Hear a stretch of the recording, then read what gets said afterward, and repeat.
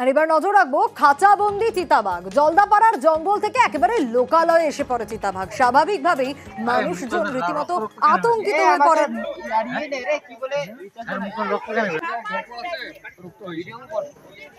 আরে মুখে রক্ত রক্ত কেন হলো?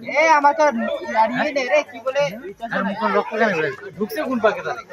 আর ওই দক্ষিণ পাশে গেট আছে। ওই ওই ওই আরে মানে ঘুরছে মানে এই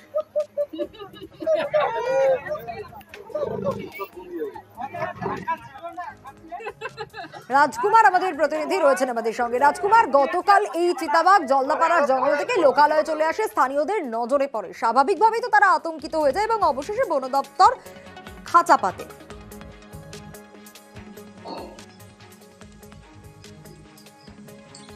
দেখো সোনিয়া, একদমই কিন্তু বন দপ্তর এই চিতাবাঘ ধরার জন্য খাঁচা পাতে ছাগলের টোপ দিয়ে এই খাঁচা পাতা হয়। এবং শুধু তাই নয়, গতকাল রাতে যখন খাঁচা পাতে তার কয়েক ঘন্টা পরেই কিন্তু একেবারে হাতে গরম ফল মিলে যায়, কারণ এই চিতাবাঘটি খাঁচাবন্দি হয়।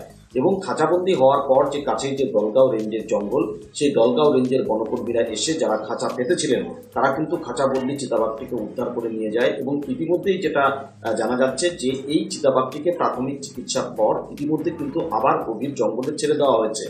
এই চিতাবাঘ খাঁচাবন্দি হওয়ার পর থেকে কিন্তু স্থানীয় মানুষেরা একটু স্বস্তির নিঃশ্বাস ফেলছেন।